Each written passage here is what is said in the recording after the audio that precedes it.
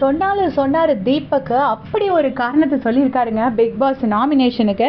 இப்படி சொல்லணும், இதுக்கு மேலே யாரும் இவங்களை வச்சு பார்த்துட்டு இருக்க முடியாதுன்னு நம்ம சாச்சம்மா தேவியே சொல்லியிருக்காங்க. இப்படி தான் சொல்லணும். காரணம் உண்மைதான். அந்த பொண்ணை பேம்பர் பண்ண வேண்டியிருக்கு, தனியாக குக் பண்ண வேண்டியிருக்கு. அது பிடிக்காது, இது பிடிக்காது, அப்படி பிடிக்காது, சொன்னால் அழுதுருவாங்க. இப்படி இருந்துட்டு இனி வந்து முந்தானத்து போட்டாங்களே ஒரு அழுகு. அதாவது நீ மற்றவங்க சொல்லியிருந்தா அப்போ நீ கேட்டிருப்ப, அவ்வளோதானே. அவ்வளோதான் விஜய் சேதுபதி சார் சொன்னார். அதுக்கு ஒரு 2 மணி நேரம் அழுதாங்க. நிறைய பேர் பாவம்னு நினைக்கிறாங்க. இது எப்படின்னா ஒரு மாரல் பிளாக்மெயில். சில பேர் இப்படி வந்து என்னென்னா, நம்ம ஏதாவது ஒரு சிம்பிளாக ஒரு வார்த்தை சொன்னாலே ஓவராக அழுது ரியாக்ட் பண்ணி நம்ம அடுத்து மேலே போய் அவங்கள்ட்ட பேசுறதுக்கே நம்மளை யோசிக்க வச்சுருவாங்க. அந்த மாதிரி தான் சாச்சனா பண்ணியிருக்காங்க. அதை அடித்து சூப்பராக சொல்லியிருக்காரு தீபக்.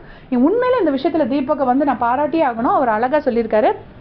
அதுக்கடுத்து பார்த்தீங்கன்னா நம்ம சாச்சம்மா தேவியே வராங்க. அவங்க யாரை நாமினேட் பண்ணுறாங்க அப்படின்னு பார்த்தீங்கன்னா மஞ்சரியை. கண்டிப்பாக இன்னொரு நாமினேஷன் வந்து அன்ஷிதாவை பண்ணியிருப்பாங்கன்னு எனக்கு ஷுவராக தெரியும். சௌந்தர்யாவும் மஞ்சரியை நாமினேட் பண்ணுறாங்க. சிவகுமாரும் மஞ்சரியை நாமினேட் பண்ணுறாங்க. அதாவது அவங்க வாய்ஸ் தான் கேட்டுகிட்டே இருக்கணுங்கிற மாதிரி அவங்க யோசிக்கிறாங்கங்கிற மாதிரி அவங்கெல்லாம் சொல்கிறாங்க.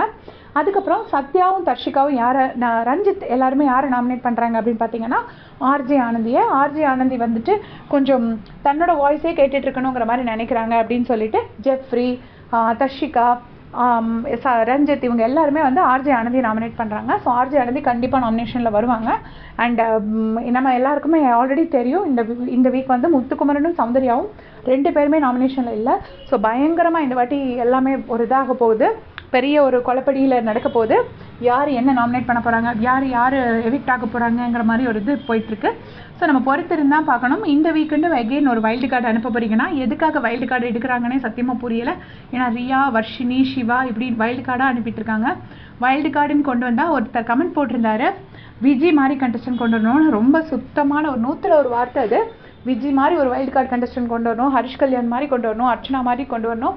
இந்த மாதிரி வைல்டு கார்டில் வந்து ஒரு ஹிஸ்ட்ரி மேக் பண்ணுற மாதிரிப்பட்ட கண்டஸ்டன்ஸை கொண்டு வந்திருக்கணும்.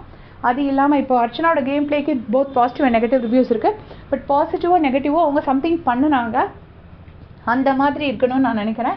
இவங்க சும்மா வைல்ட் கார்ட்ஸை கொண்டு வந்தது வந்து இருக்கிற கண்டஸ்டன்ஸ் எலிமினேட் பண்ணாமல் வச்சிருந்த மாதிரி வச்சிருக்காங்க. ஸோ பொறுத்திருந்து பார்ப்போம் இந்த நாமினேஷன் முடிவுகள் என்ன ஆகுது அண்ட் ஆல்சோ எலிமினேஷன் முடிவு என்ன ஆகுதுங்கிறது சாட்டர்டே நம்ம பார்க்கலாம். தேங்க்ஸ் ஃபார் வாட்சிங்.